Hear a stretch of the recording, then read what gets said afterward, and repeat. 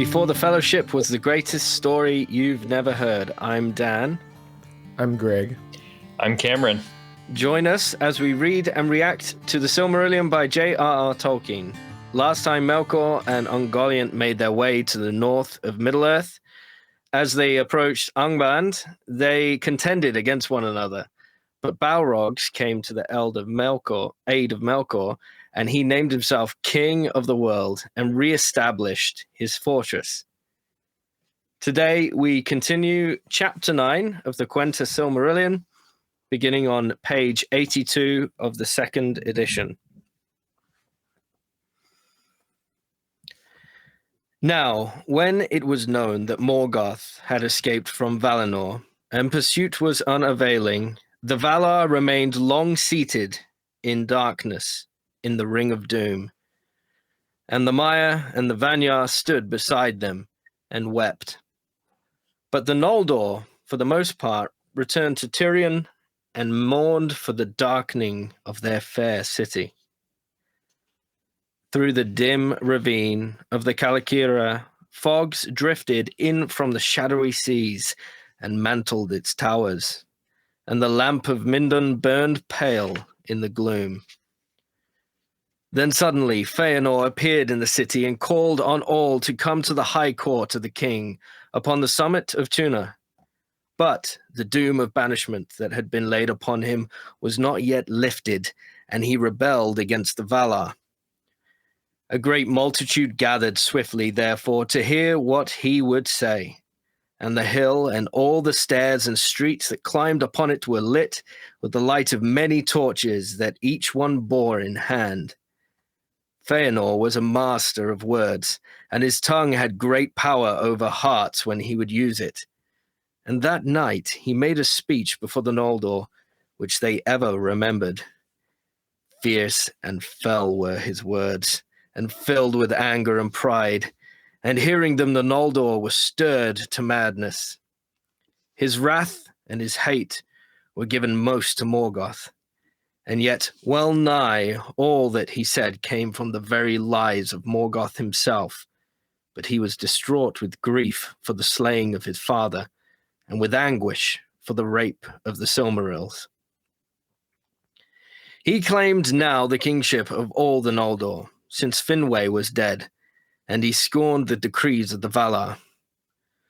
"Why, O people of the Noldor," he cried, "why should we no longer serve the jealous Valar, who cannot keep us, nor even their own realm, secure from their enemy?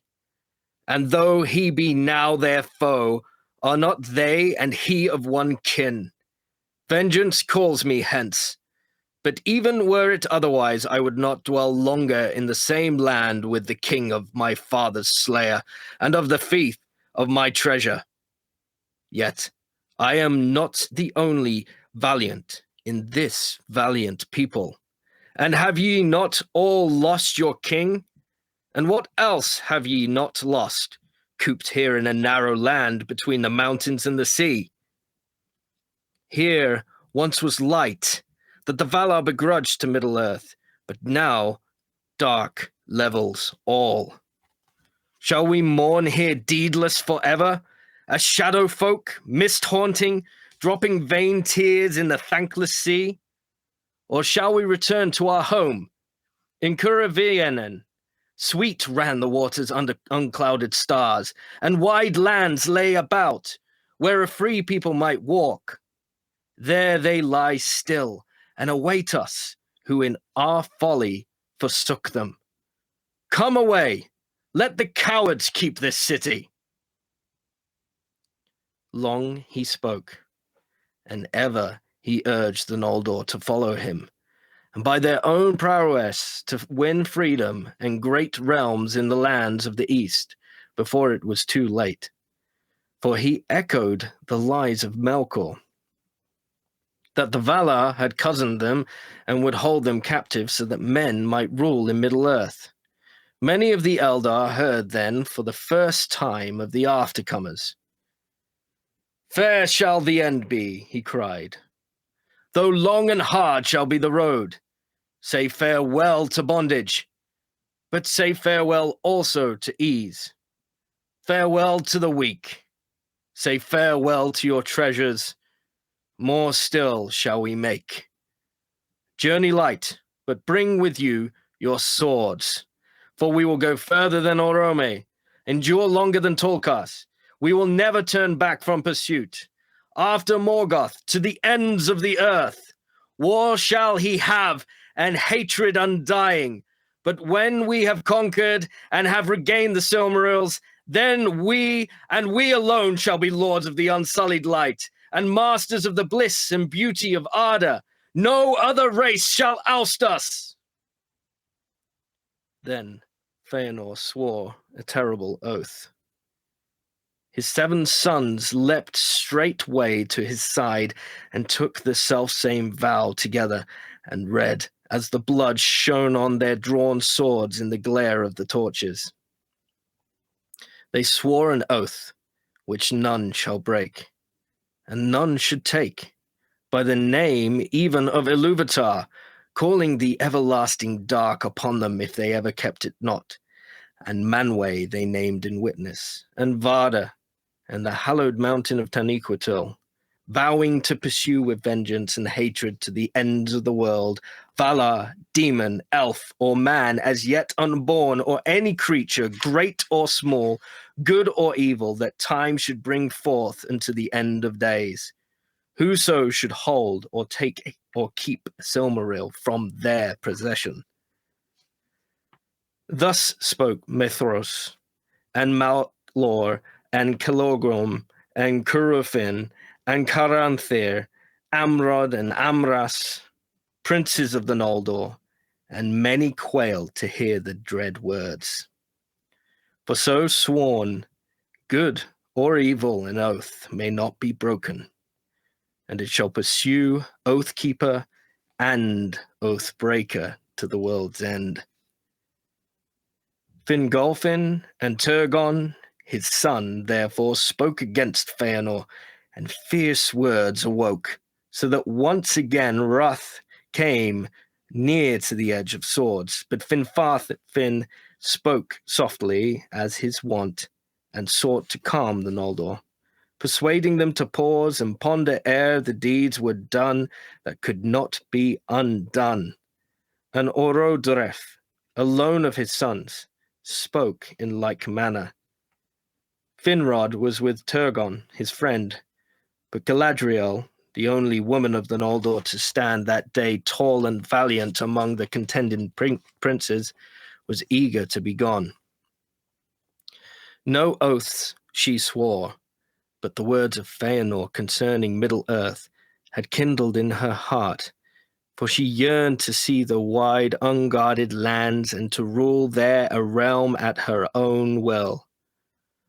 Of like mind with Galadriel was Fingolfin's son, being moved also by Fëanor's words, though he loved him little. And with Fingon stood, as they ever did, Angrod and Agnor, sons of Finwë, but these held their peace and spoke not against their fathers. At length, after long debate, Fëanor prevailed, and the greater part of the Noldor there assembled, and he set aflame with the desire of new things in strange countries. Therefore, when Finwë spoke yet again for heed and delay, a great shout went up, "Nay, let us be gone!" And straightway Fëanor and his sons began to prepare for the marching forth. Little foresight could there be for those who dared to take so dark a road. Yet all was done in overhaste, for Fëanor drove them on, fearing lest in the cooling of their hearts his words would wane and other counsels yet prevail. And for all his proud words, he did not forget the power of the Valar. But from Valmar no message came, and Manwë was silent.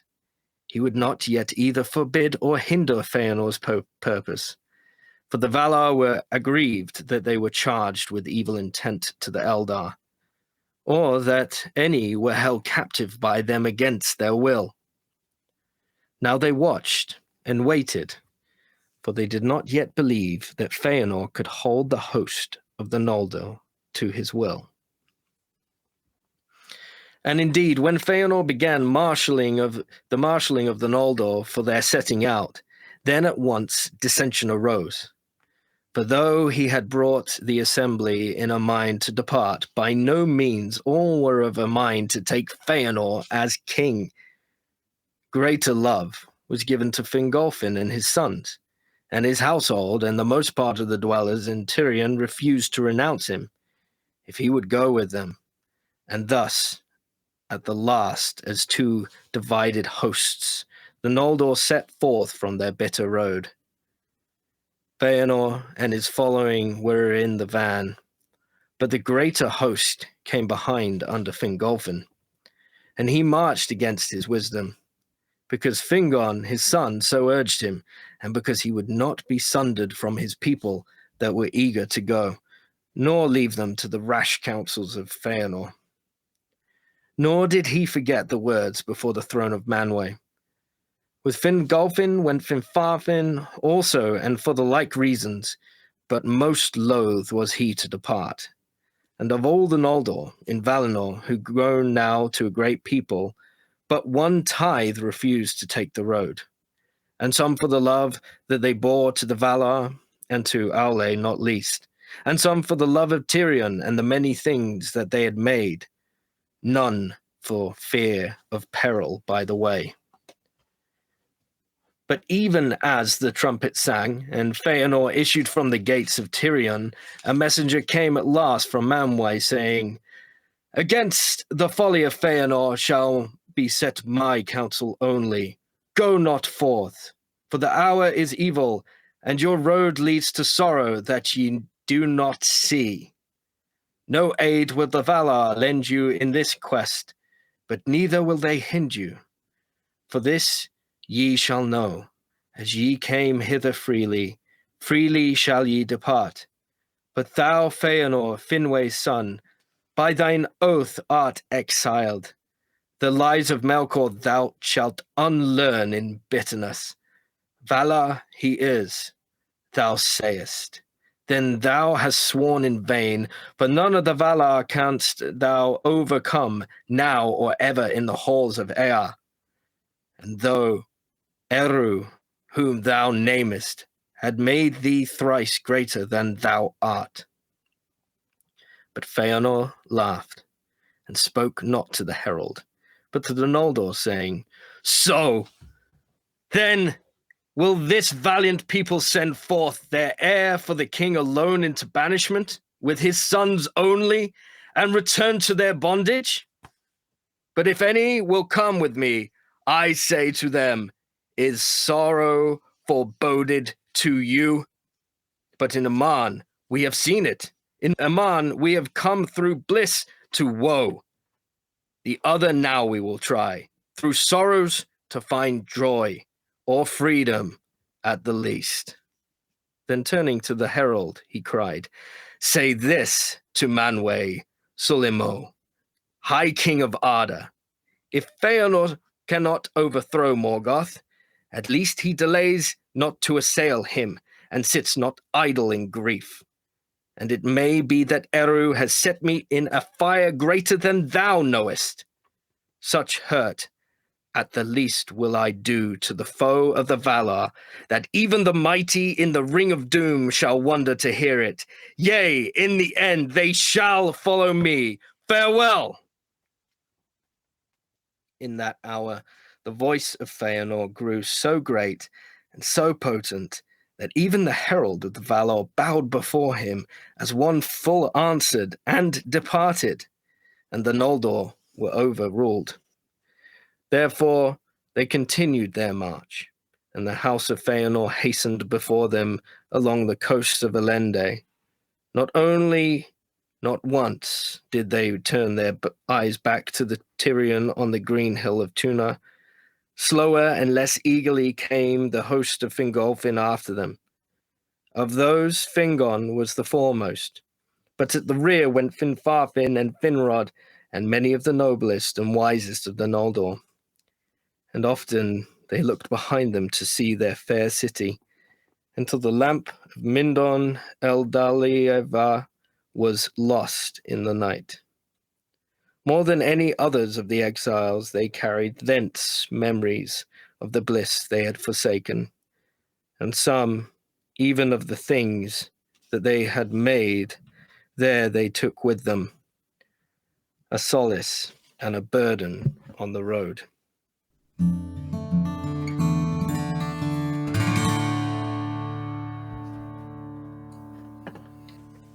Okay, so we have in the wake of Melkor's devastation and the death of Finwë, Fëanor declares himself as the king of the Noldor.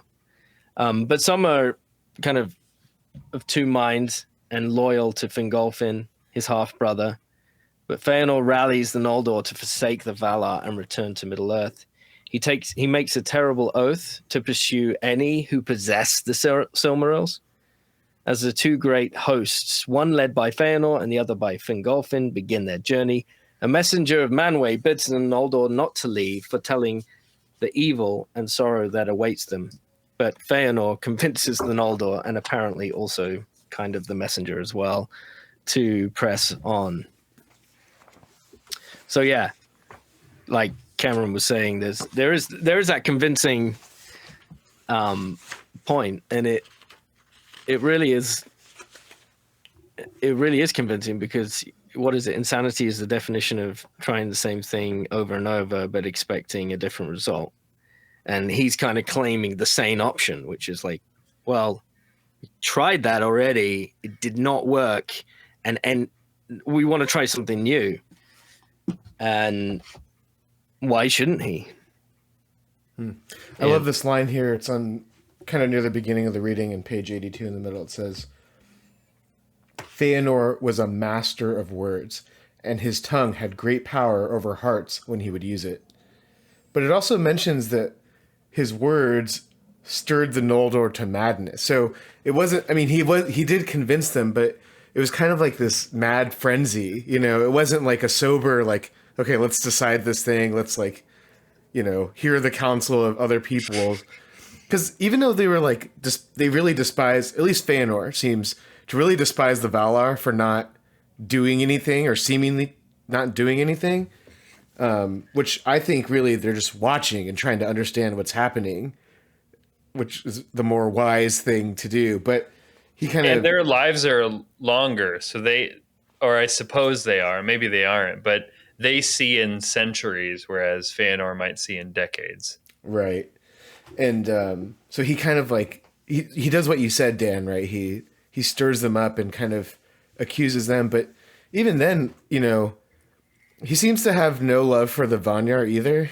Maybe because they like being in like with the Valar. But he could have asked, gosh, we haven't read in a while. What's the other group? The Teleri. He doesn't consult the Teleri either, who are kind of just doing their own thing. Like, they weren't very heavily influenced by Morgoth. Morgoth thought they were too weak to really care about them much. But he's just doing his thing. His mind is set. He's going for the Silmarils. Him stirring them up to madness reminds me. It made me think of that scene again from the Two Towers, but from the film. But my lord, there is no such force. And then you come out and it's just this stirred up to like absolute, just like they're ready to just go and just destroy anything.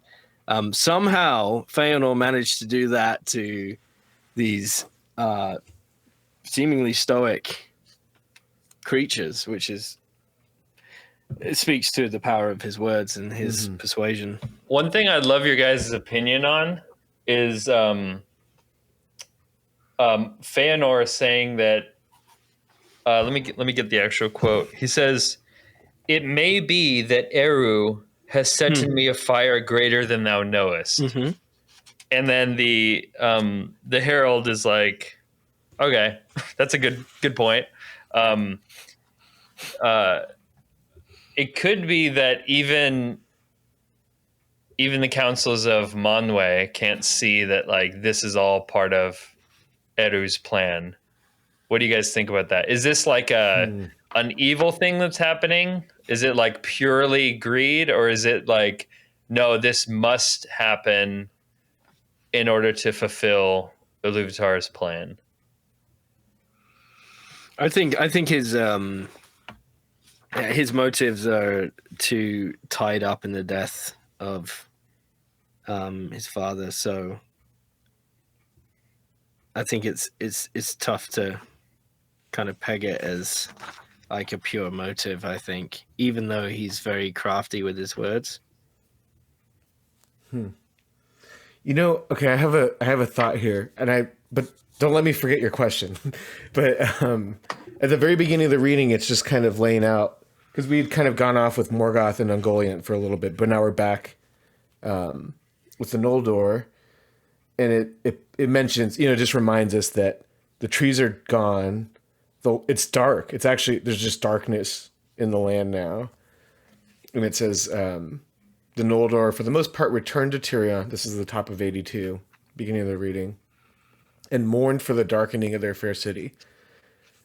And I wonder if to some degree it wasn't just like a physical darkness, like because of just the grief of what happened too, there's kind of like a mental fog or like a darkening of their minds too. Like, and especially what you just said, Dan, about Fëanor, like his father was just murdered and his greatest work, his masterpiece, and the thing he treasured most besides his father was stolen.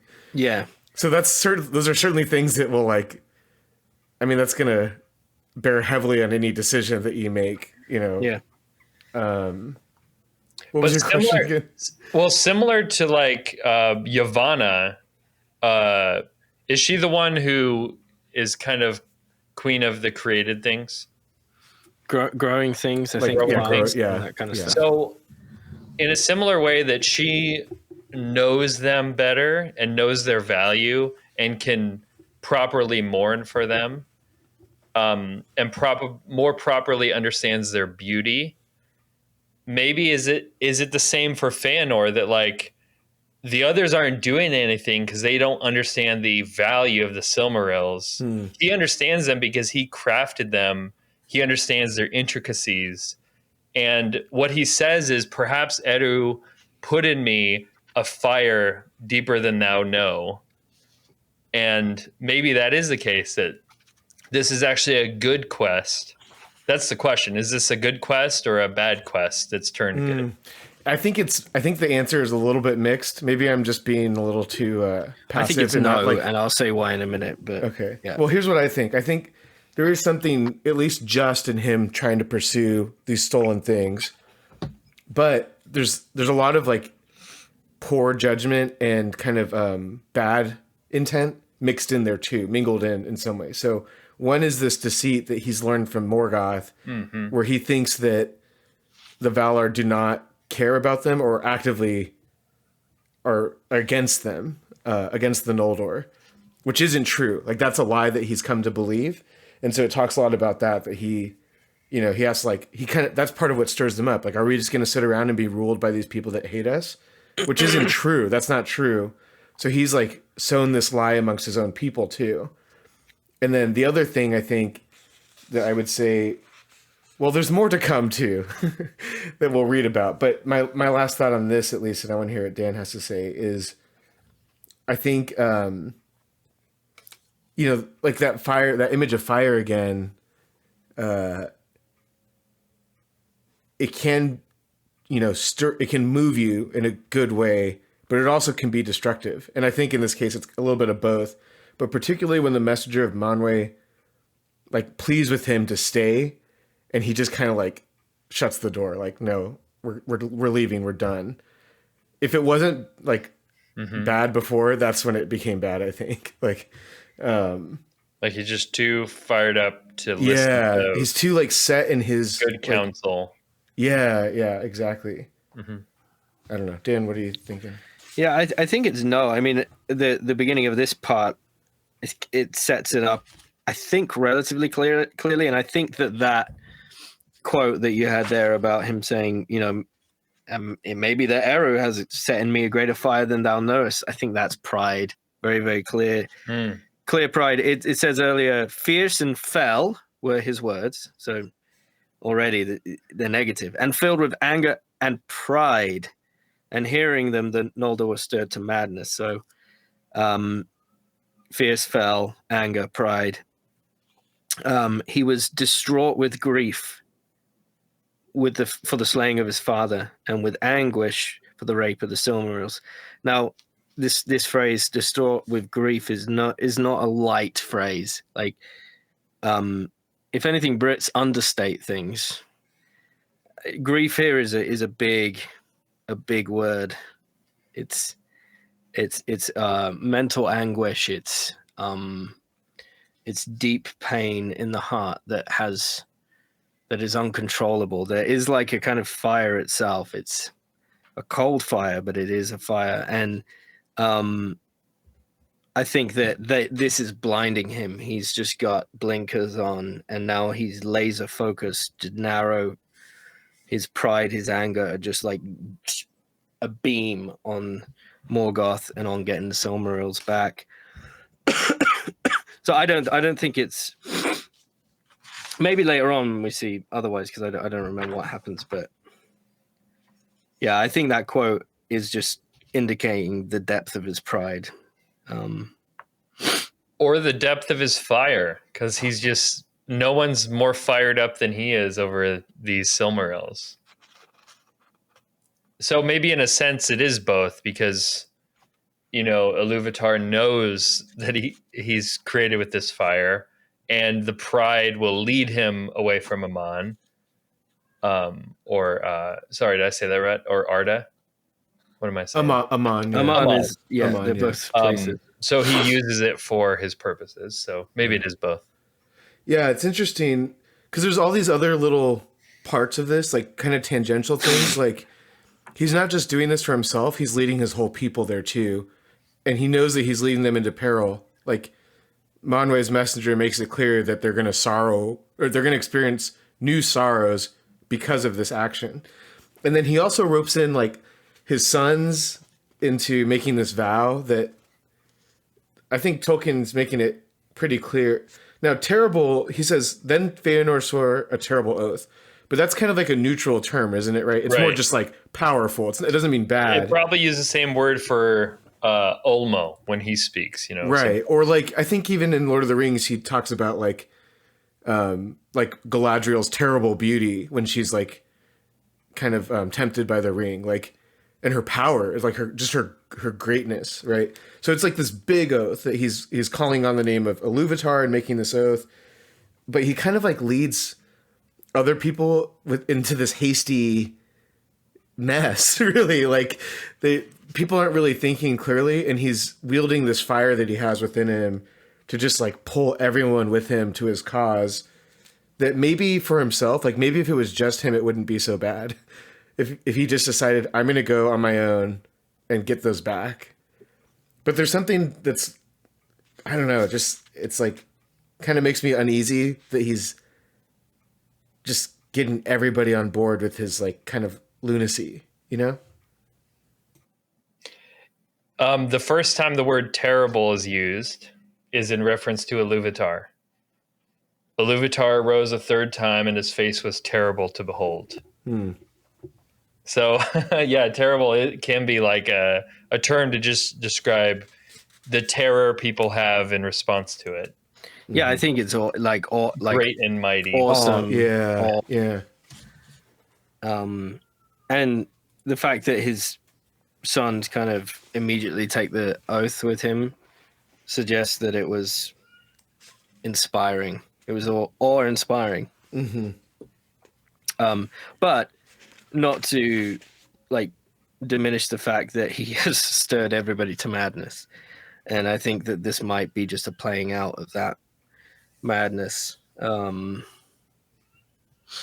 I love that it kind of mentions Galadriel here. Like a character that we know. She's kind of swept up in this whole thing, but it specifies that she really did not care for Fëanor.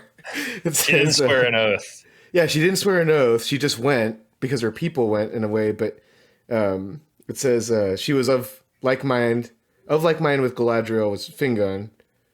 Or maybe it doesn't say that about her. Oh no, oath she swore. It's Fingon. It's Fingon who loves him Fingon that little. doesn't. Yeah, Fingon that loves him little. I think maybe she doesn't really enjoy him too much either, but maybe that's later. But she wants to rule, which is interesting. Like she wants to rule a place of her own. Right. Yeah, no oaths she swore, but the words of Fëanor concerning Middle-earth had kindled in her heart. So he had some effect over her, but she wasn't. And that's a great thing to know about her when you put in that's the context in which she returned to Middle-earth. And so when she's tempted by the ring, that's like a real temptation that she's experienced in the ancient past. You know, she's like, oh yeah. She wants to rule. That's like a desire within her, and she's powerful. Yeah. Man, this reading was packed with good stuff. I have like one other little thought that's kind of related. I don't know, but I like this line. It's really stood out to me. It's just the top of page 85. It says, "This is when the messenger is speaking to Fëanor, and the messenger says." The lies of Melkor thou shalt unlearn in bitterness. Yeah. And I was just thinking, I think in some level that's maybe part of Ilúvatar's will for what's happening. Like, that's true of any of us who have to unlearn something bad, right? Like, especially it's kind of if we've really process. grabbed hold of it versus if you hear the reason why you're wrong, but you're wrong in a way where you're like, but I really hold this as true and dear, not only true, but dear to me. It's like, okay, you have to unlearn that. It's going to take a lot of time and it's going to hurt. Yeah, exactly. You can't just be convinced by a passing argument. So Cameron always has the great titles for these episodes, but mine would be Pedagogy of the Valar, my nerdy title. But Pedagogy. You know, it's funny, I saw this video that I feel like captures that. It was disgusting. It was this guy had a hornet. It was disgusting or discussing? Disgusting. Oh, okay. This guy was holding a hornet. What were they discussing? Hornet. He is holding a hornet, and he was removing parasites from inside its little. You know, they have kind of telescopic abdomen part. It's kind of. So he's using tweezers to pull out this parasite. Yeah, and now we have our episode art. Yeah. It was this gooey leech looking creature that was as long as the hornet itself. It's how was the hornet even alive? Oh, gross. It was he pulled out this massive thing and then he went in again and pulled out another one. Whoa. And but that's kind of it, isn't disgusting. It? With Fëanor, he has to unlearn these lies that have taken roots deep in his heart. And it's gonna be bitter. The medicine is gonna be bitter. But it's the only way that he can really unlearn these things, or any of the Noldor, you know. Right. Love that.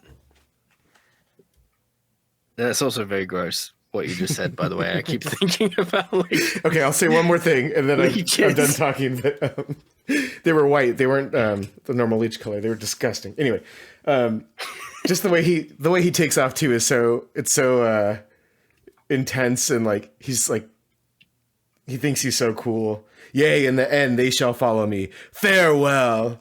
And I just picture him, he's walking like yeah. Good day, sir. flings his cloak he around tries to slam him, a door, but it's just a curtain. walks to a locked door, tries to get through it, and goes, "Oh wait, the exit's that way." He pushes the pole door. He runs in full force. Sorry, I got to pull that one. All right. If you like what you hear, go ahead and rate us 3 Silmarils out of 3. Watch the podcast on YouTube at Before the Fellowship and join the conversation on our Twitter and brand new Discord channel. Links are in the description. And send any comments or questions to beforethefellowship@gmail.com. That's all spelled out, beforethefellowship@gmail.com. Join us next week as we read the greatest story you've never heard, The Silmarillion by J.R.R. Tolkien.